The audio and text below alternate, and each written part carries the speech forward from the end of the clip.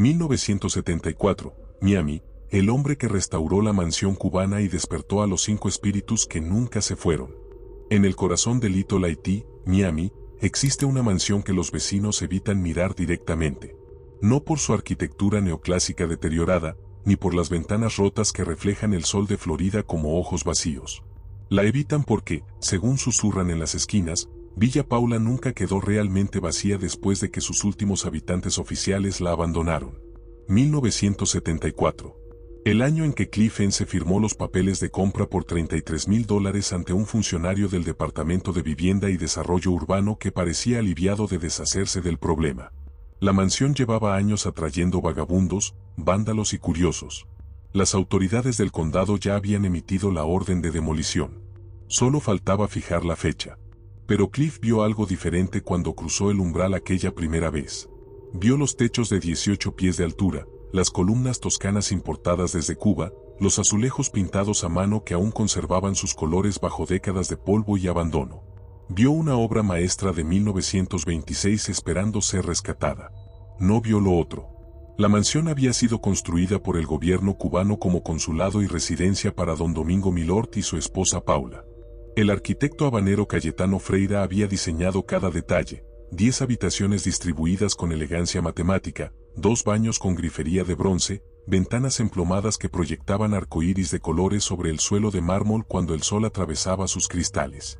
Cada ladrillo, cada clavo, cada tabla de madera había viajado desde Cuba en barcos que surcaron el estrecho de Florida. Incluso los trabajadores que levantaron sus muros fueron cubanos, hombres que cantaban boleros mientras mezclaban el cemento bajo el sol implacable de un Miami que entonces era poco más que un pueblo agrícola llamado Lemon City. Domingo y Paula Milord se mudaron en 1927. Ambos rondaban los 50 años. Él, hijo de un fabricante de puros, había servido como vicecónsul de España en Key West antes de asumir su cargo cubano. Ella, nacida en Cuba, era cantante de ópera. Su voz, decían los vecinos de aquella época, podía escucharse flotando por las tardes cuando practicaba en el piano que Domingo le había comprado. Le gustaba especialmente interpretar arias de Carmen. Le gustaba cerrar la puerta del dormitorio para evitar que las corrientes de aire le rozaran los hombros mientras tocaba. Le gustaba el aroma del café colombiano recién molido que preparaba cada mañana en la cocina de la mansión. Le gustaba colocar ramos de rosas frescas en el comedor, incluso fuera de temporada. 4 años después de mudarse, los Milord abandonaron Villa Paula. Era 1930. La agitación política en Cuba y una depresión económica devastadora habían forzado el cierre del consulado. La mansión dejó de servir en cualquier capacidad oficial para el gobierno cubano. Domingo y Paula se mudaron a otra dirección en Miami, primero a la 1552 N Miami Court, luego a la 59 N Leven Terrace. 2 años más tarde, en agosto de 1932, Paula ingresó al Jackson Memorial Hospital. Los médicos le amputaron una pierna, tratando de detener las complicaciones que la consumían. No funcionó. A los 61 años, Paula Milord murió en una cama de hospital, lejos de la mansión que llevaba su nombre grabado en letras de estuco sobre la puerta principal. Domingo nunca regresó a Villa Paula. 5 años después de la muerte de Paula, en noviembre de 1937, Domingo también murió. Lo enterraron en el Key West Cemetery, en una tumba sin lápida, sin número de ubicación en los registros. Una fosa de indigente, aunque él no había sido pobre. Ellen Reardon, una viuda adinerada de Wisconsin, compró Villa Paula tras la partida de los Milord. Vivió allí con sus 2 hijas durante 4 décadas, hasta su muerte en 1970. Los vecinos de aquella época la recuerdan como una mujer reservada que mantenía la mansión impecable, aunque nunca mencionó nada inusual.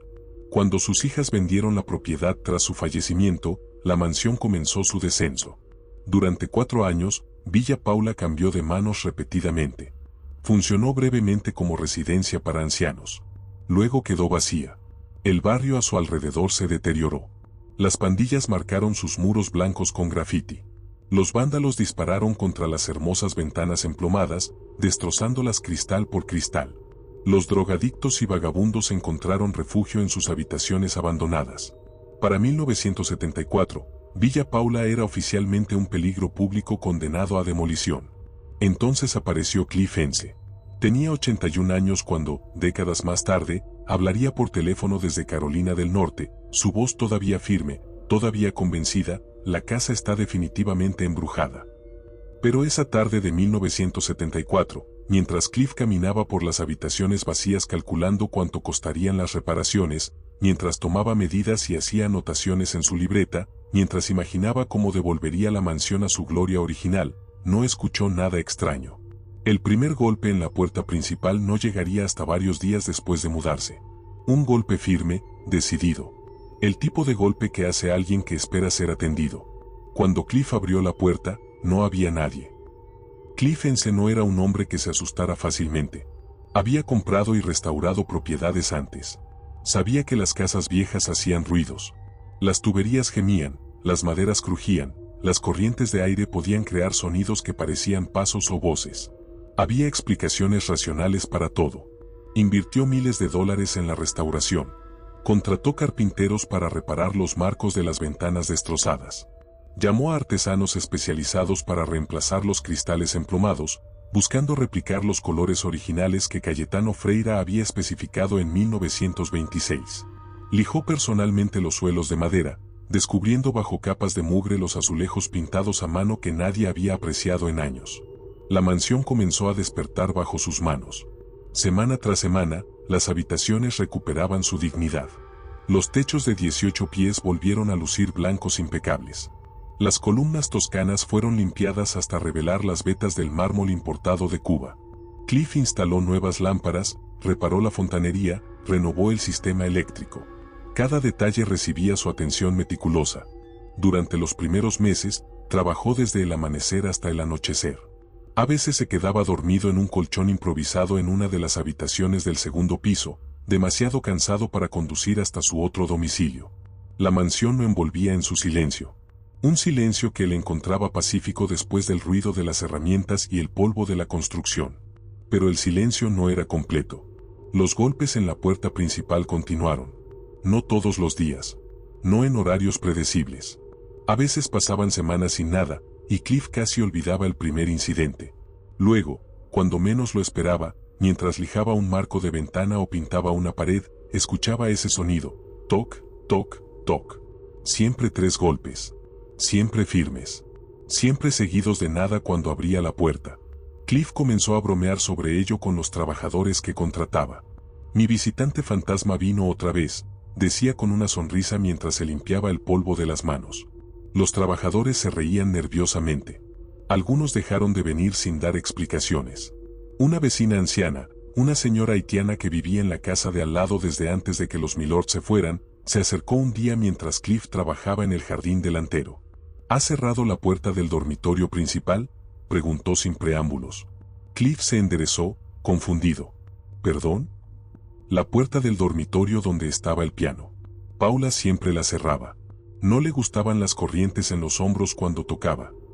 La anciana señaló hacia una ventana del segundo piso. Luego se alejó sin decir más, caminando con prisa como si hubiera cumplido una obligación incómoda.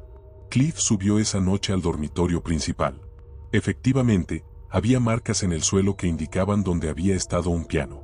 Las hendiduras eran profundas, dejadas por años de peso concentrado. Se preguntó cuántas horas Paula había pasado ahí, tocando sus áreas favoritas, cerrando la puerta contra las corrientes. Decidió instalar su propia habitación en otro cuarto. Los meses pasaron. La restauración avanzaba. Cliff comenzó a pasar más tiempo en Villa Paula, habitándola en lugar de simplemente trabajar en ella. Compró muebles que complementaban la arquitectura neoclásica. Colgó cuadros.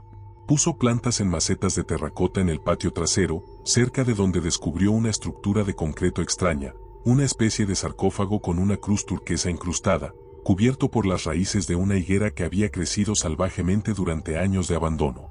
La estructura lo intrigaba. Parecía una tumba, ¿pero de quién? Los vecinos le contaron la leyenda. Domingo había enterrado a Paula allí después de su muerte, para mantenerla cerca, justo afuera de la ventana del dormitorio que habían compartido. Cliff investigó. No encontró registros de que fuera legal enterrar a alguien en el patio trasero de una residencia privada. Además, Paula había muerto en el hospital 2 años después de mudarse de Villa Paula. La historia no cuadraba. Pero la estructura estaba ahí, innegable, misteriosa. Adoptó 3 gatos. Le gustaban los animales y la mansión tenía ratones después de años de abandono. Los gatos se adaptaron rápidamente, explorando cada rincón, persiguiendo sombras por los largos pasillos. Fue entonces cuando Cliff comenzó a notar otros detalles. El aroma. Algunas mañanas, al bajar a la cocina, olía café recién hecho. Café fuerte, del tipo que se prepara en cafeteras cubanas de aluminio, ese olor inconfundible que llena toda una casa. Pero su cafetera estaba apagada, fría, sin usar. Al principio pensó que el olor venía de la casa de algún vecino, transportado por el viento. Pero el aroma era demasiado intenso, demasiado presente, como si alguien acabara de terminar de moler los granos en la cocina de Villa Paula. Otras veces, generalmente por las tardes, olía a rosas en el comedor. Un perfume dulce y penetrante que no tenía fuente visible. Cliff no tenía rosas. No había rosales en el jardín. Era la época equivocada del año para que florecieran naturalmente en Miami. Sin embargo, ahí estaba el aroma, flotando por el comedor como si alguien hubiera colocado un jarrón invisible sobre la mesa. Cliff era un hombre práctico. Buscó explicaciones. Revisó si había ambientadores viejos escondidos en algún lugar, productos de limpieza con fragancias florales, cualquier cosa que pudiera justificar los olores. No encontró nada. Una noche, mientras leía en la sala, escuchó música. No era música de la radio o de algún vecino. Era un piano.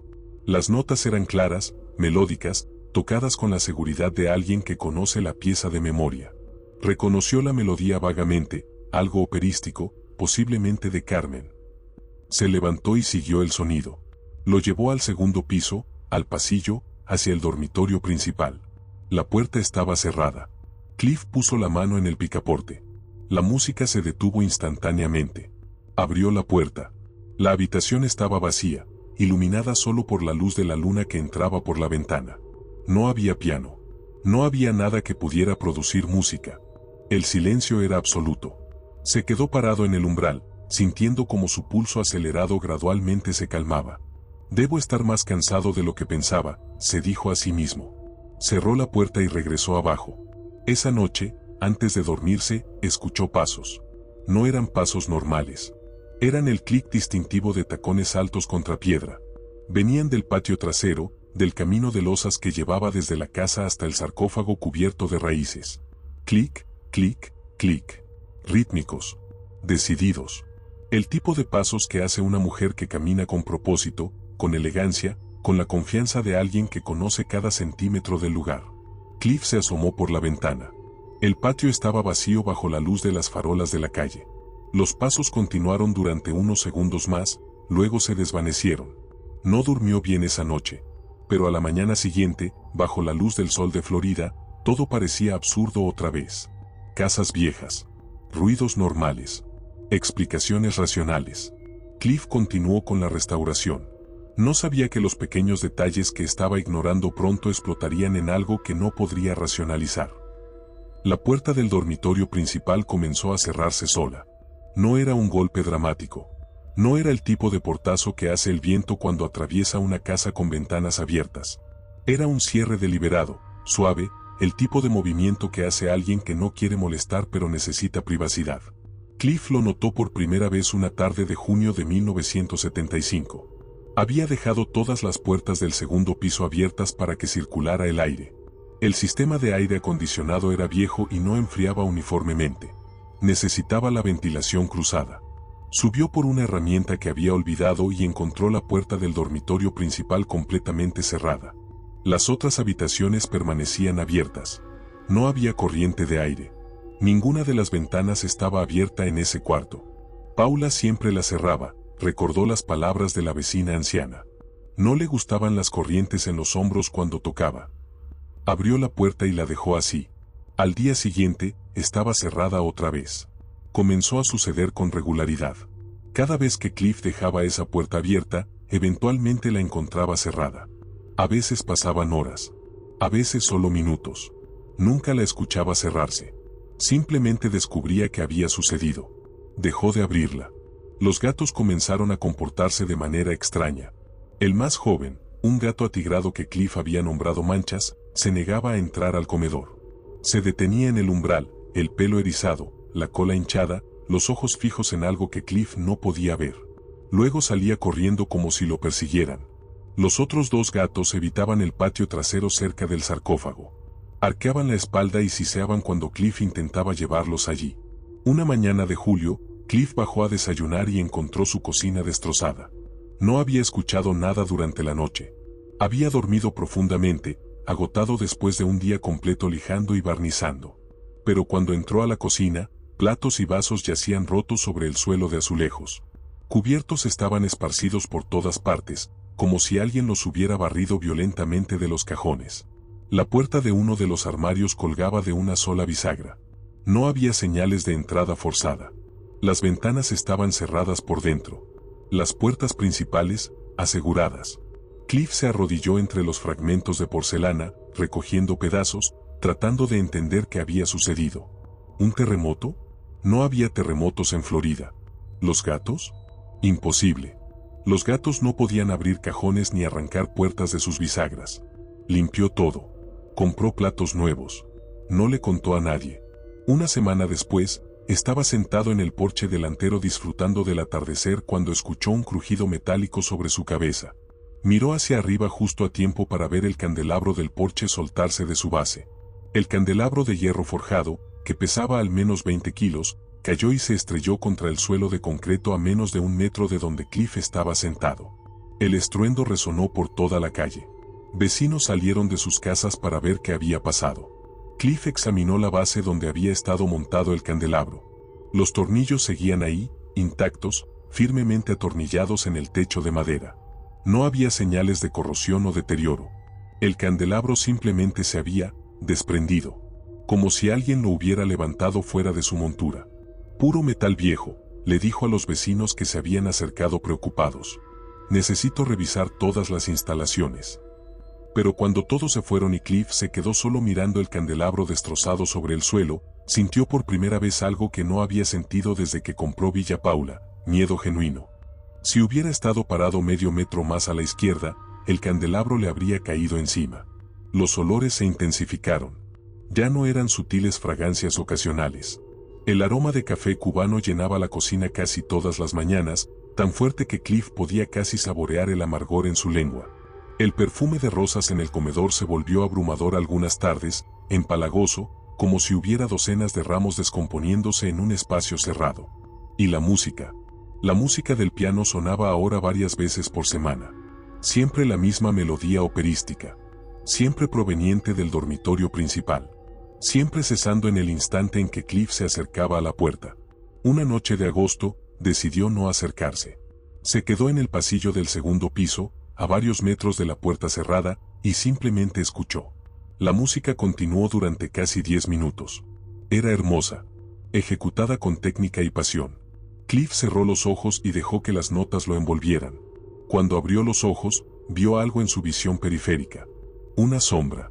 Una forma humana moviéndose al final del pasillo. Giró la cabeza bruscamente, pero no había nada. El pasillo estaba vacío. Pero había visto algo, estaba seguro. Una silueta oscura, difusa en los bordes, que se había desvanecido en el momento en que intentó enfocarla directamente. La música del piano se detuvo. Cliff se quedó inmóvil, el corazón latiéndole con fuerza en el pecho, esperando. El silencio que siguió era denso, expectante, como si la casa misma estuviera conteniendo la respiración. Nada más sucedió esa noche. Pero al día siguiente, mientras trabajaba en el jardín delantero, Cliff escuchó un grito desde el patio trasero. Era uno de sus gatos, Manchas, el atigrado. Corrió hacia el sonido y encontró una escena que lo heló. El portón de hierro del patio trasero, un portón pesado que requería fuerza considerable para moverse, estaba aplastando al gato contra el suelo. No había viento. El portón había estado completamente abierto, asegurado contra la pared con un gancho de metal. Cliff levantó el portón. El gato estaba muerto, el cuello roto. No había manera de que el portón se hubiera cerrado solo. El gancho tenía que ser liberado manualmente. Alguien o algo había soltado el gancho, había empujado el portón, había esperado el momento exacto en que el gato pasaba debajo. Cliff enterró al gato bajo un árbol en la esquina del jardín. No adoptó otro. Comenzó a preguntarse si estaba cometiendo un error terrible al quedarse en Villa Paula. Pero había invertido tanto dinero, tanto tiempo, tanto esfuerzo. La mansión estaba casi completamente restaurada. Era hermosa. Era su obra maestra. No podía simplemente abandonarla por ruidos extraños y coincidencias desafortunadas. Decidió buscar respuestas de otra manera. Un amigo le habló de una mujer llamada Emma Tandarich, reverenda de la Holy Spiritual Church of God en Opa-locka. Emma era medium. Conducía sesiones espiritistas. Tenía reputación de ser genuina, no una charlatana buscando dinero fácil. Cliff la contactó en septiembre de 1975. Emma vino a Villa Paula una tarde de viernes. Era una mujer de mediana edad, vestida de manera simple, sin el teatro que Cliff había esperado de una medium. No traía velas especiales ni instrumentos místicos. Solo su presencia tranquila y una libreta pequeña. Caminó por la mansión en silencio durante casi una hora, deteniéndose ocasionalmente, inclinando la cabeza como si escuchara algo que Cliff no podía percibir. No hizo preguntas. No pidió ninguna historia o contexto. Cuando terminó su recorrido, se sentó con Cliff en la sala y abrió su libreta. «Hay 5», dijo simplemente. «¿5 qué?», preguntó Cliff. «5 espíritus en esta casa». Emma comenzó a describir lo que había percibido. Había una presencia femenina que era tímida, que no quería identificarse directamente pero que amaba el café colombiano, que adoraba tocar música de Carmen en el piano, que disfrutaba colocar rosas por toda la casa. Esta presencia no era maliciosa. Solo quería que la dejaran continuar con sus rutinas. Había un hombre delgado con un sombrero de copa. Caminaba por el segundo piso, revisando habitaciones, como si todavía estuviera cumpliendo algún deber oficial. Había una mujer corpulenta vestida de rojo. Esta presencia era más agresiva. No le gustaban los intrusos. Era responsable de los objetos que se movían, de las puertas que se cerraban con fuerza. Había una mujer llorando en el patio trasero, buscando algo que había perdido. Una medalla. Algo de valor sentimental que no podía encontrar. Y había una joven mujer muy triste, buscando la tumba de su bebé ilegítimo. Caminaba por los terrenos de Villa Paula sin descanso, sin poder encontrar paz. «La que no quiere identificarse», dijo Cliff lentamente. «¿Es Paula? ¿Paula Milord?» Emma cerró su libreta. Ella no dijo su nombre, pero mencionó que no le gustan los gatos en su casa. Cliff sintió un escalofrío recorrer su espalda. Emma accedió a realizar una sesión espiritista formal. Cliff invitó a varios amigos, personas que conocía que no se burlarían, que tomarían el proceso en serio. La sesión se programó para finales de octubre de 1975. Mientras tanto, los fenómenos continuaron. Pero ahora Cliff los veía con diferentes ojos. Ya no eran eventos aleatorios e incomprensibles. Tenían origen. Tenían propósito. No sabía si eso hacía las cosas mejor o infinitamente peor. La noche antes de la sesión espiritista, Cliff tuvo su encuentro más directo hasta ese momento. Estaba caminando por el pasillo del segundo piso, camino al baño, cuando la vio. No fue algo captado por el rabillo del ojo. No fue una sombra difusa. Fue una visión completa, clara, imposible de malinterpretar. Una mujer cubana con el cabello negro recogido en un moño apretado, vestida con un vestido largo hasta los tobillos, flotando por el pasillo sin tocar el suelo. Sonreía, moviéndose con gracia, como si bailara al ritmo de una música que solo ella podía escuchar. Tenía una sola pierna. Se deslizó por el pasillo, pasó a centímetros de Cliff sin mirarlo, y se desvaneció gradualmente en el aire como humo dispersándose. Cliff se quedó paralizado, incapaz de moverse, incapaz de respirar, hasta que su cerebro finalmente procesó lo que había visto y sus piernas recuperaron la capacidad de sostenerlo. Bajó las escaleras tropezando, salió de Villa Paula, se sentó en su automóvil en la entrada y esperó a que amaneciera. Cuando el sol finalmente se levantó sobre Little Haití, iluminando los muros blancos de la mansión, Cliff tomó una decisión. No se iría. No abandonaría Villa Paula. Pero necesitaba entender con qué estaba compartiendo su hogar. La sesión espiritista no podía llegar lo suficientemente pronto. La sesión espiritista del 28 de octubre de 1975 comenzó a las 8 de la noche. Emma Tandarich llegó con 2 asistentes de su iglesia. Cliff había invitado a 6 personas más, amigos cercanos, un profesor de la Universidad de Miami interesado en fenómenos paranormales, y una pareja de vecinos que había vivido en Little Haití desde los años 40 y recordaban cuando Villa Paula era el consulado cubano. Se sentaron alrededor de la mesa del comedor. Emma había traído velas, pero insistió en que no eran para crear ambiente sino para proporcionar luz suave que no interfiriera con las energías. Colocó un grabador de casete en el centro de la mesa. Para documentar, explicó. Quiero que todos se tomen las manos, dijo Emma. Mantengan la mente abierta pero tranquila. No tengan miedo. Los espíritus responden al miedo con agitación. Cerraron los ojos. Emma comenzó a hablar en voz baja, invitando a cualquier presencia en la casa a comunicarse, prometiendo respeto y comprensión. Durante los primeros minutos, no sucedió nada. Solo el sonido de la respiración de los participantes, el zumbido distante del tráfico en la avenida, el ocasional crujido de la vieja madera de la mansión asentándose. Luego Emma comenzó a cambiar. Su respiración se hizo más profunda, más lenta. Su cabeza se inclinó hacia atrás ligeramente. Cuando habló otra vez, su voz tenía una cualidad diferente, más suave, con un leve acento que no había estado ahí antes. Me gusta moler el café, dijo la voz que salía de Emma. Café colombiano. El aroma llena toda la casa. Es mi ritual matutino. Cliff sintió que los pelos de su nuca se erizaban. Me gusta tocar el piano, continuó la voz. Carmen es mi favorita. Bissett lo entendía. Entendía la pasión, el fuego. Cierro la puerta cuando toco. Las corrientes de aire me molestan en los hombros. ¿Cómo te llamas?, preguntó Emma con su propia voz, alternando entre ser la medium y el canal. Silencio. No tengas miedo de decirnos tu nombre. Las rosas, dijo la voz evasivamente.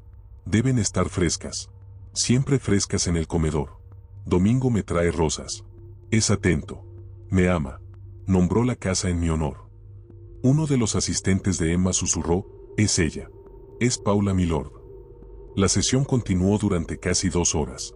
La entidad que hablaba a través de Emma nunca confirmó explícitamente ser Paula, pero los detalles eran inconfundibles. Describió la vida en Villa Paula durante los años 20, cuando Miami era pequeño, cuando la casa era nueva y hermosa, cuando había fiestas con diplomáticos cubanos y música de piano flotando por las noches. Describió la tristeza de tener que partir en 1930, cuando los problemas políticos en Cuba forzaron el cierre del consulado. Describió algo más, algo sobre dolor en la pierna, sobre médicos que no podían ayudar, pero se volvió confusa y angustiada cuando intentó explicar más. No me gusta recordar el hospital, dijo la voz, ahora tensa. No me gusta recordar el final. Emma permitió que la presencia se retirara. Hubo un momento de silencio, luego Emma pareció conectarse con otra energía. Esta vez, su voz se tornó más grave, más autoritaria. Describió un hombre alto y delgado, vestido formal, caminando por las habitaciones superiores, verificando que todo estuviera en orden. Responsabilidades consulares, murmuraba la voz. Debo asegurarme de que todo esté correcto. Cuba depende de mí. Luego vino otra presencia, y esta era diferente. Emma comenzó a agitarse en su silla. Su voz se volvió áspera, casi gruñendo. Fuera. Esta es mi casa. Todos fuera. Fue la mujer corpulenta vestida de rojo, la presencia agresiva. A través de Emma, exigió que todos abandonaran Villa Paula. Gritó que la casa había sido profanada, que los extraños no tenían derecho a estar allí. Fue aterradora en su furia. Los asistentes de Emma tuvieron que intervenir, guiándola a romper la conexión con esa entidad particular. Emma jadeó, recuperando el control de sí misma, sudando profusamente. Esa es peligrosa, advirtió cuando recuperó completamente su conciencia. Esa no quiere compartir este espacio. Hicieron una pausa. Emma bebió agua. Luego, contra el consejo de sus asistentes, insistió en continuar. Contactó con la mujer llorando, la que buscaba su medalla perdida. La angustia era palpable. Emma sollozaba, las lágrimas corriendo por su rostro, describiendo cómo había dejado caer algo precioso en el jardín, algo que le había dado su madre, algo que necesitaba encontrar antes de poder descansar. Finalmente, conectó con la joven buscando la tumba de su bebé. Esta presencia era la más triste de todas. A través de Emma, describió haber sido sirvienta en Villa Paula décadas atrás, haber quedado embarazada, haber dado a luz en secreto, haber perdido al bebé, haberlo enterrado en algún lugar de los terrenos. Ahora no podía recordar dónde.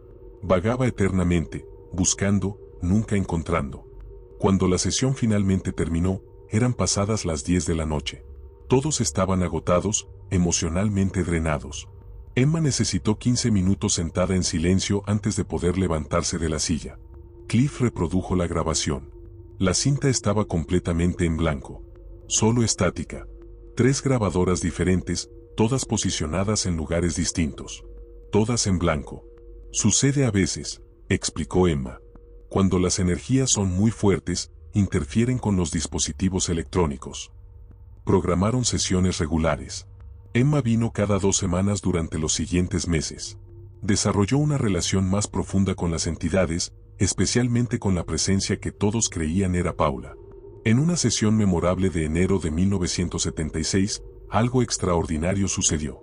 Emma, que en su vida normal no sabía tocar el piano, se levantó de la mesa durante un trance profundo, subió las escaleras, entró al dormitorio principal donde Cliff había colocado un piano vertical que había comprado recientemente, y comenzó a tocar. No eran notas aleatorias. Era música real, ejecutada con técnica y sentimiento. Arias de Carmen, exactamente las piezas que Paula había amado. Los testigos quedaron atónitos. Cliff y 2 de sus amigos intentaron grabar el momento con 3 magnetófonos diferentes. Emma tocó durante casi 20 minutos, luego se detuvo abruptamente, parpadeó confundida, y preguntó cómo había llegado al segundo piso. Cuando revisaron las grabaciones, todas las cintas estaban en blanco otra vez. Pero todos los presentes habían escuchado. Habían sido testigos. Nadie que estuvo en Villa Paula esa noche podría negar lo que había sucedido. Durante una sesión de febrero, la entidad agresiva regresó. Esta vez, su mensaje fue claro y directo. A través de Emma, gritó con una voz que no era humana: «No quiero gatos en mi casa». La declaración fue tan vehemente, tan cargada de odio, que Emma rompió el trance inmediatamente, tosiendo, con la garganta irritada como si hubiera estado gritando durante horas. Cliff recordó a Manchas, el gato atigrado aplastado por el portón.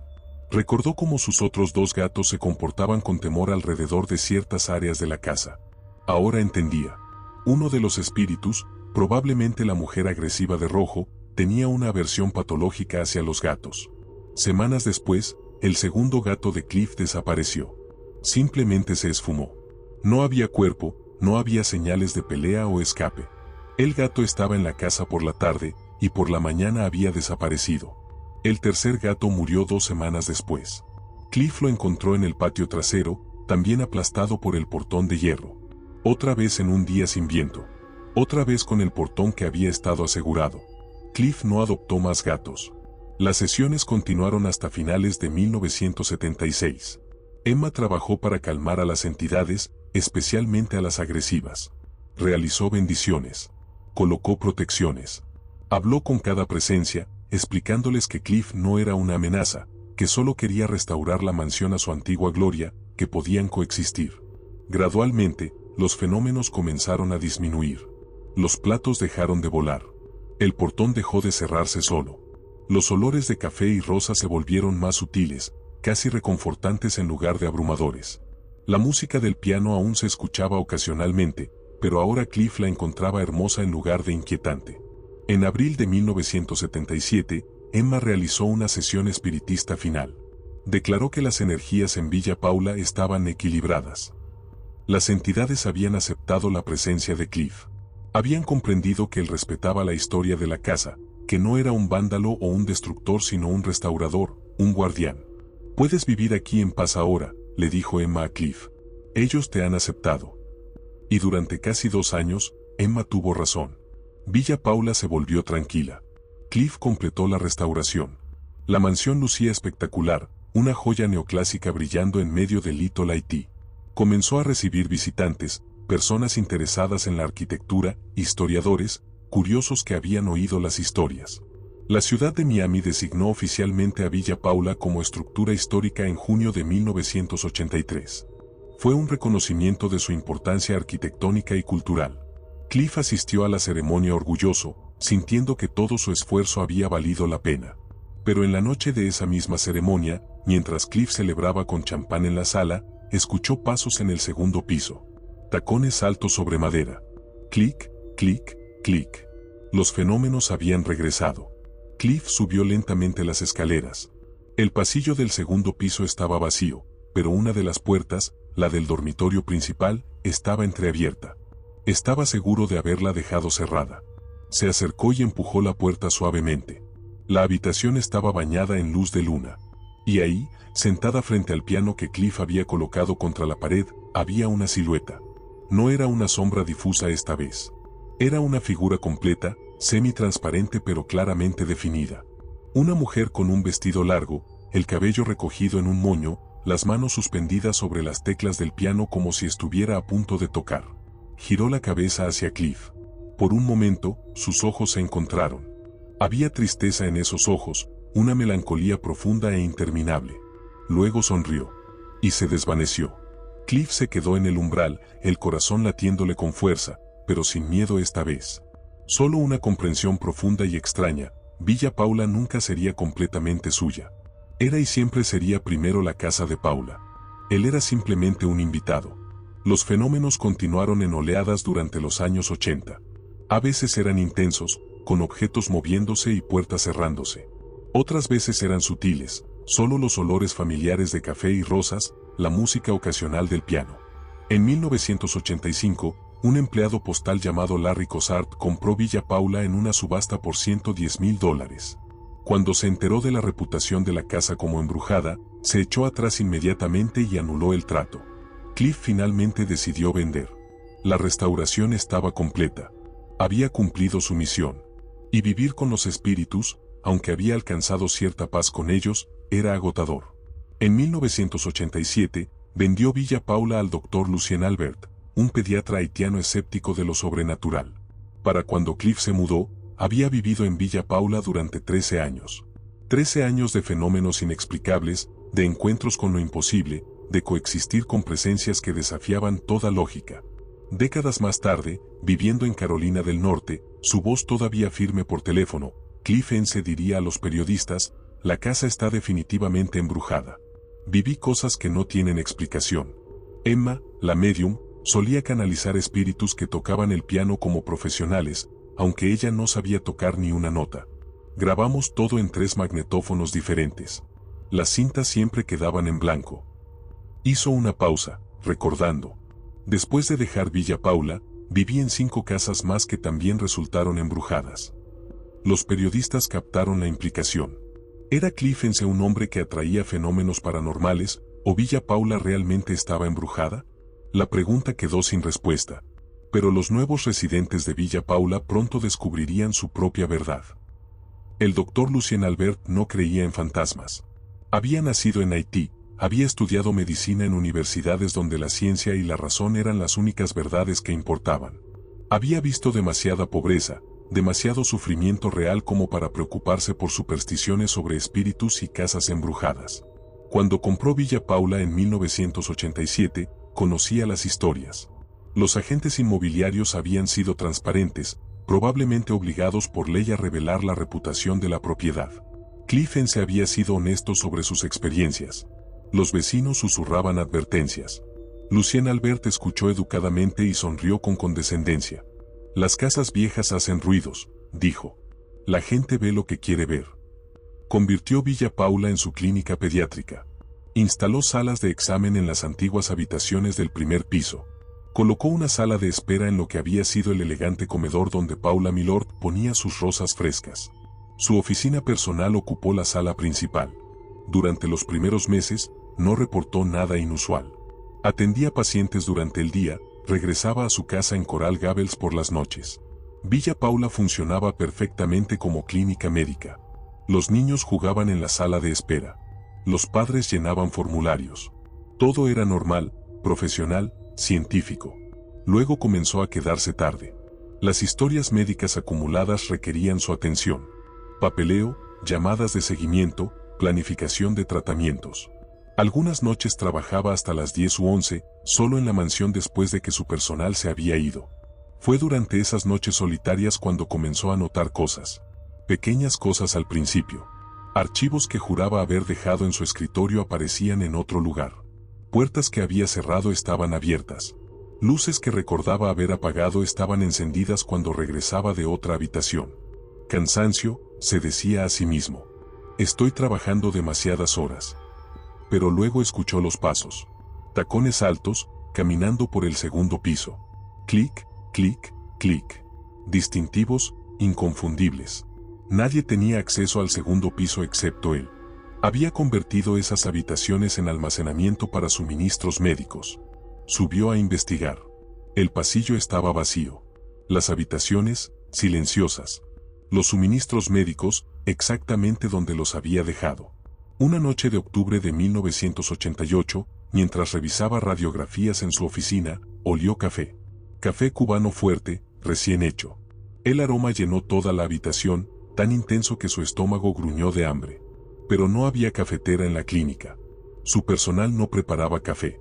Y eran las 10 de la noche. Estaba completamente solo. Siguió el olor hasta la vieja cocina, ahora convertida en área de almacenamiento para medicamentos. El aroma era abrumador allí, como si alguien hubiera preparado una olla gigante de café justo delante de sus narices. No había nada. Solo estantes con frascos de medicinas y cajas de suministros. El doctor Albert salió de la cocina, cerró la puerta con llave y decidió que era hora de irse a casa. Ya era suficiente trabajo por esa noche. En 1989, el Miami Herald publicó un artículo declarando a Villa Paula la casa más embrujada de Miami. El artículo revisitaba las experiencias de Cliff Ense, entrevistaba a Emma Tandarich sobre las sesiones espiritistas, recopilaba testimonios de vecinos que afirmaban haber visto luces moviéndose en las ventanas del segundo piso cuando la clínica estaba cerrada. El doctor Albert leyó el artículo con irritación. No era bueno para su negocio. Los padres podrían preocuparse de traer a sus hijos a una casa embrujada. Consideró demandar al periódico por difamación, pero su abogado le aconsejó que ignorarlo probablemente sería mejor estrategia. Mientras sigas operando una clínica exitosa, dijo su abogado, la gente olvidará las tonterías sobre fantasmas. Pero la gente no olvidó. De hecho, la publicidad atrajo a un tipo diferente de visitante. Investigadores paranormales comenzaron a aparecer, solicitando permiso para realizar estudios en Villa Paula. El doctor Albert rechazó a todos. Periodistas llamaban constantemente. Curiosos se detenían frente a la mansión, tomando fotografías, esperando ver algo sobrenatural. Fue molesto, pero manejable. Hasta que llegó Fernando García. Fernando era un diseñador de moda cubano que necesitaba un espacio para trabajar. Había oído que Villa Paula tenía habitaciones en el segundo piso que el doctor Albert no usaba. Fernando ofreció pagar renta por usar esas habitaciones como estudio durante las noches y fines de semana, cuando la clínica estaba cerrada. El doctor Albert aceptó. Ingreso adicional sin esfuerzo extra. Fernando parecía una persona seria, profesional. No mencionó nada sobre fantasmas durante las negociaciones. Fernando se mudó a principios de los años 2000. Instaló su mesa de trabajo en una de las antiguas habitaciones, trajo maniquíes para diseñar vestidos, llenó los espacios con telas y máquinas de coser. Al principio todo fue bien. Fernando trabajaba principalmente de noche, cuando la inspiración llegaba. Le gustaba la tranquilidad de Villa Paula después del anochecer, el espacio amplio, los techos altos que hacían que las habitaciones se sintieran espaciosas y llenas de posibilidades creativas. Luego comenzaron los incidentes. Un martes por la noche, Fernando estaba sentado en su escritorio, dibujando diseños para una nueva colección. Estaba completamente concentrado, la pluma moviéndose rápidamente sobre el papel. Escuchó un crujido detrás de él. Antes de que pudiera girar la cabeza, el panel de vidrio de la ventana se desprendió de su marco y cayó al suelo, estrellándose en 1000 pedazos. Fernando saltó de su silla. El vidrio había caído exactamente donde su silla había estado momentos antes. Si no se hubiera levantado por el sonido, el vidrio habría caído directamente sobre él. Examinó el marco de la ventana. No había señales de deterioro. El vidrio simplemente se había desprendido, como si alguien lo hubiera empujado desde afuera. Pero estaba en el segundo piso. No había nada afuera excepto aire. Limpió el vidrio, cerró la ventana con tablas y decidió que probablemente era solo mala suerte. Construcción vieja. Cosas que suceden. 2 semanas después, estaba otra vez en su escritorio cuando escuchó un crujido diferente. Esta vez miró hacia arriba justo a tiempo para ver una sección del techo, un pedazo de yeso que pesaba al menos 18 kilos, desprenderse y caer. Fernando se tiró de la silla. El yeso se estrelló exactamente donde había estado sentado segundos antes. El impacto creó un cráter en el suelo de madera. Fernando se quedó acostado sobre el piso, respirando con dificultad, mirando el pedazo de yeso que fácilmente le habría aplastado el cráneo. Si no me hubiera movido cuando lo hice, estaría muerto, le dijo más tarde al doctor Albert. Esa noche, Fernando comenzó a escuchar los otros sonidos. Golpes en la rampa de madera que llevaba a la puerta trasera. Tump, tump, tump. Como si alguien estuviera subiendo, paso tras paso, acercándose a donde Fernando trabajaba. Pero cuando abría la puerta, no había nadie. Los golpes continuaron durante semanas. Siempre por la noche. Siempre el mismo patrón. Siempre terminando justo antes de que Fernando abriera la puerta. Un viernes por la noche, Fernando trajo a su gato, un persa gris que lo acompañaba a menudo cuando trabajaba solo. El gato se instaló en una esquina de la habitación, ronroneando tranquilamente. 2 horas después, el gato desapareció. Fernando buscó por todo el segundo piso. Llamó al gato. Revisó cada habitación, cada armario, cada rincón. El gato no estaba. Las puertas estaban cerradas. Las ventanas, aseguradas. No había manera de que el gato hubiera escapado. Nunca lo encontró. Fernando comenzó a trabajar solo durante el día. Pero incluso entonces, se sentía observado. Había presencias en Villa Paula, estaba seguro ahora. Presencias que no querían que estuviera allí. Después de 3 años rentando el espacio, Fernando decidió no renovar su contrato. No creo en fantasmas, le dijo a un reportero años más tarde. Pero cosas extrañas suceden en esa casa. Cosas que no puedo explicar. El doctor Albert continuó operando su clínica hasta 2003, cuando vendió Villa Paula por $275,000 a Marques Wedroe, un inversionista inmobiliario e hijo del renombrado arquitecto de Miami Beach Robert S. Wedroe. En una entrevista, Marques Wedroe dijo que nunca había experimentado nada paranormal en Villa Paula. La casa es simplemente muy pacífica, declaró. Pero Mark rara vez pasaba tiempo en la mansión. La había comprado como inversión, con planes de restaurarla más y convertirla en un espacio cultural. Problemas legales con un socio comercial, Martin Siskind, retrasaron esos planes durante años. Mientras tanto, Villa Paula comenzó a ser usada ocasionalmente como galería de arte y espacio para eventos. Artistas rentaban las habitaciones para exhibiciones. Parejas celebraban bodas en el jardín. Grupos organizaban sesiones de fotografía aprovechando la arquitectura histórica. Y todos, invariablemente, reportaban experiencias extrañas. Un groundskeeper que vivió brevemente en la propiedad para cuidarla reportó que los objetos no permanecían donde los dejaba. Herramientas que colocaba en un lugar aparecían en otro. Las bombillas de una lámpara comenzaron a encenderse y apagarse aleatoriamente, todas juntas, como si alguien estuviera jugando con el interruptor. Pero el interruptor no se movía. Joe Chirichigno, un artista que residió en Villa Paula durante 6 meses y luego se convirtió en el artista residente del lugar, tuvo experiencias más directas. Reportó escuchar conversaciones susurradas en español cuando estaba solo. Sintió presencias moviéndose a su alrededor. Una vez, mientras pintaba en el segundo piso, sintió claramente que alguien le tocaba el hombro. Se giró. No había nadie. En 2015, un grupo de investigadores paranormales llamado PRISM, Paranormal Research Investigative Studies Miami, obtuvo permiso para realizar un estudio formal en Villa Paula. Pasaron varias noches en la mansión con equipos de grabación, detectores de campos electromagnéticos, cámaras de visión nocturna. El líder del grupo, David Pierce Rodríguez, documentó numerosas anomalías, fluctuaciones de temperatura sin explicación, grabaciones de audio con voces que no se habían escuchado durante las sesiones, orbes de luz capturados en fotografías. En una ocasión, durante una sesión de preguntas dirigidas a los supuestos espíritus, los detectores EMF comenzaron a registrar picos significativos de energía.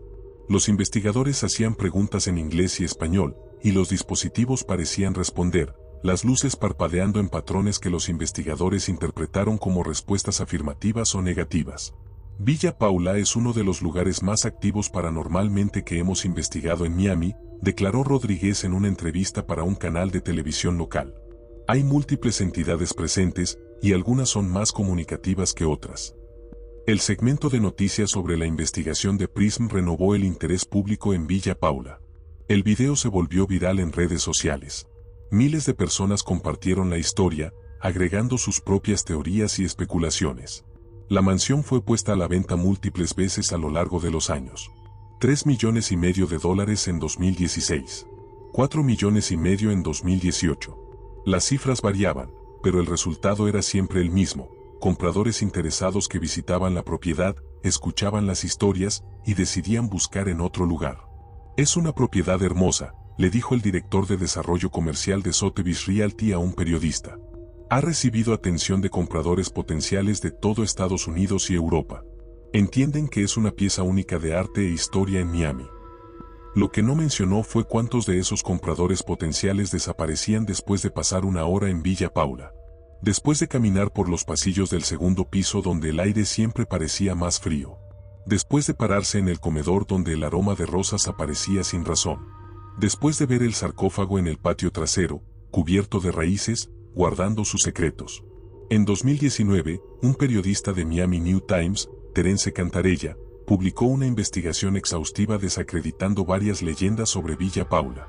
Demostró que Paula Millord no estaba enterrada en el patio trasero, que había muerto 2 años después de mudarse de la mansión, que los obituarios la ubicaban en el Woodlawn Cemetery, aunque su tumba nunca fue encontrada. La investigación fue meticulosa, basada en registros públicos, certificados de defunción, documentos históricos. Cantarella incluso agregó una actualización años después reflexionando que muchas de las afirmaciones de Cliff Ence eran cuestionables, especialmente considerando que Ence había vivido en 5 casas embrujadas después de dejar Villa Paula. Era un periodismo excelente, escéptico, bien investigado, racional.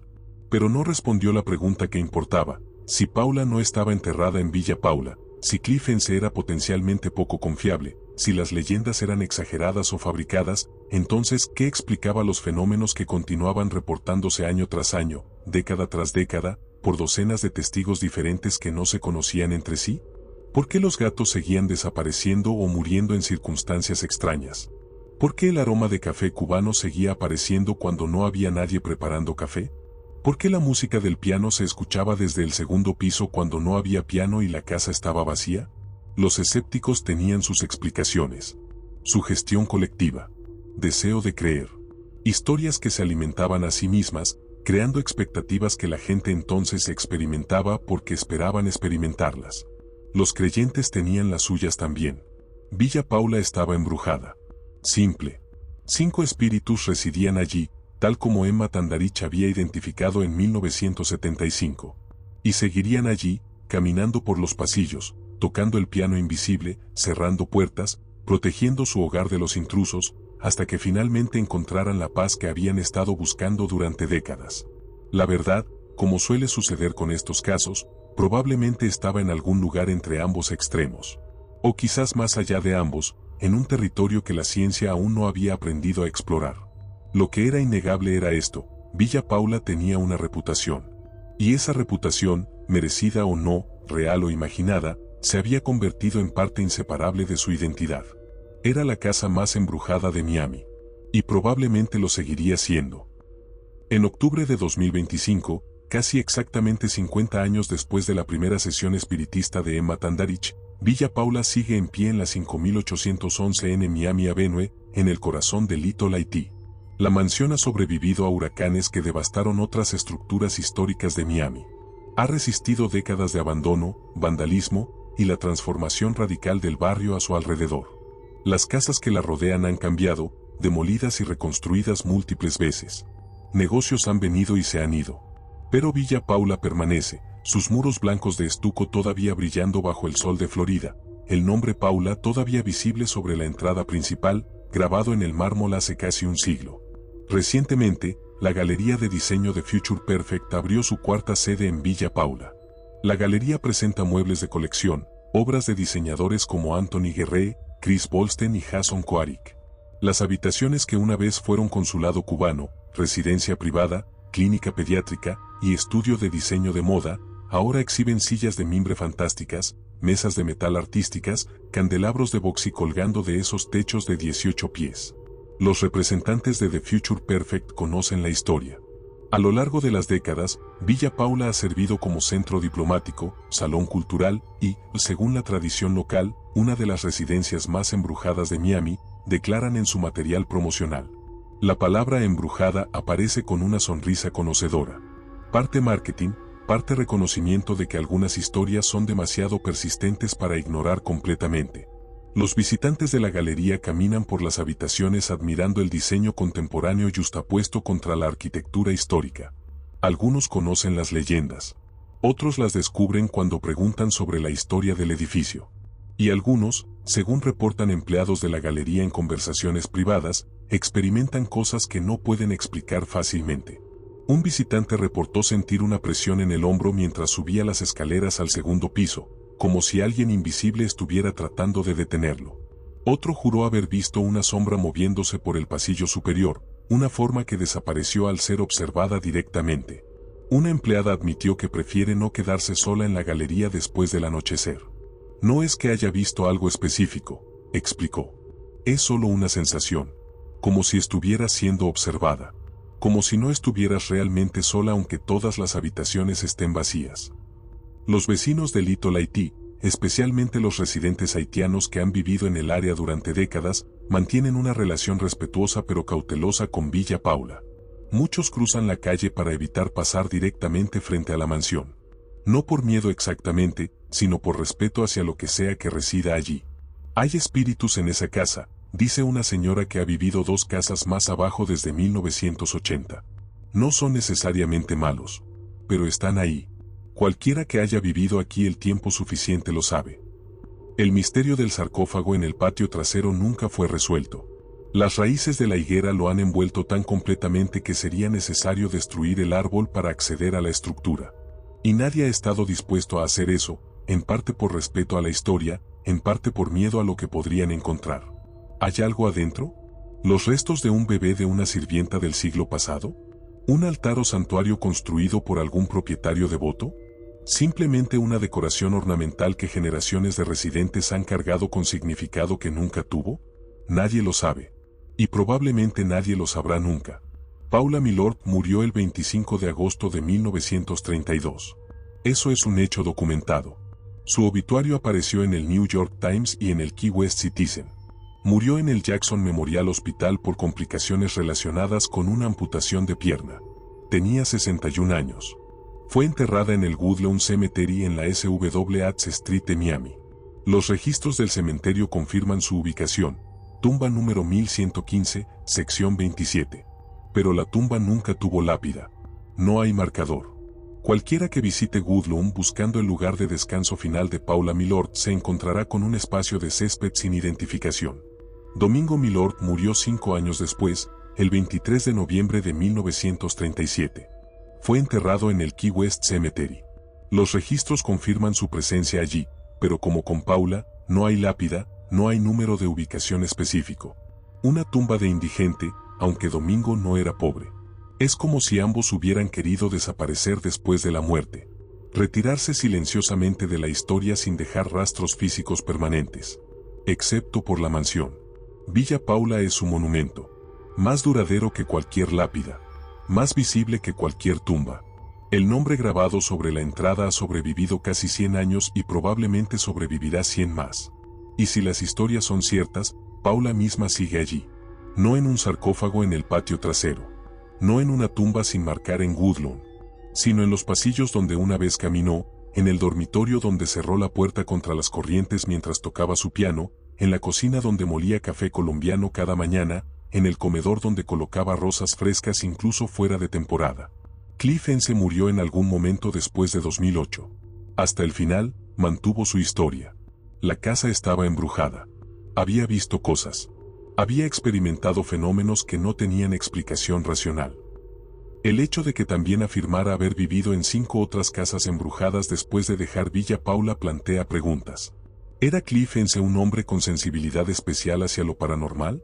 ¿O era alguien que veía fantasmas donde otros veían solo sombras?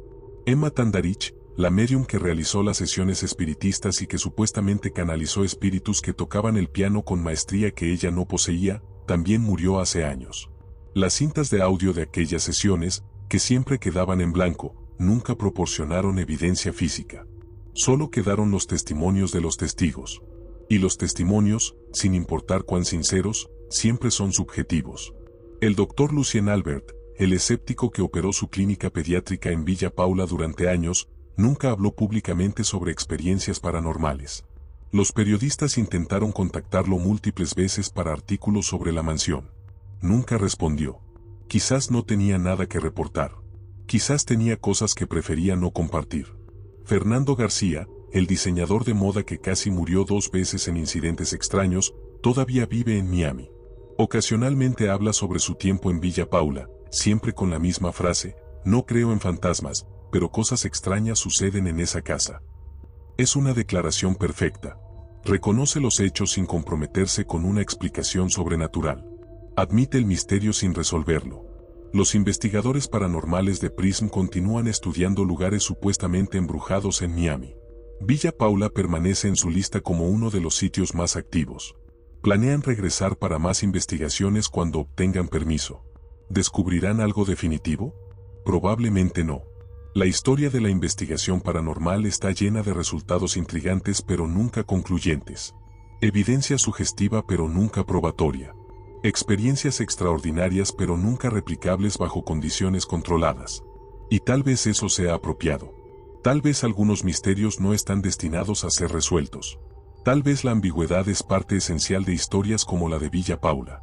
Lo que sabemos con certeza es esto. Una mansión fue construida en 1926, diseñada con amor por un cónsul cubano para su esposa cantante de ópera. Fue hermosa. Fue un símbolo de elegancia y diplomacia. Fue, durante unos breves años, un hogar feliz. Luego vino la tristeza, enfermedad, muerte, abandono, décadas de deterioro. Y luego vino Cliff Ense, que la rescató de la demolición, que invirtió su dinero y su tiempo en devolverle la gloria, que vivió con fenómenos inexplicables durante 13 años pero se negó a abandonar su proyecto. Docenas de personas han pasado por Villa Paula en los 50 años desde que Ense comenzó a reportar actividad paranormal. Algunos experimentaron cosas extrañas, otros no. Algunos creyeron, otros permanecieron escépticos. Pero todos, sin excepción, reconocieron que Villa Paula era especial. No solo por su arquitectura o su historia, sino por algo más. Algo intangible. Una atmósfera. Una presencia.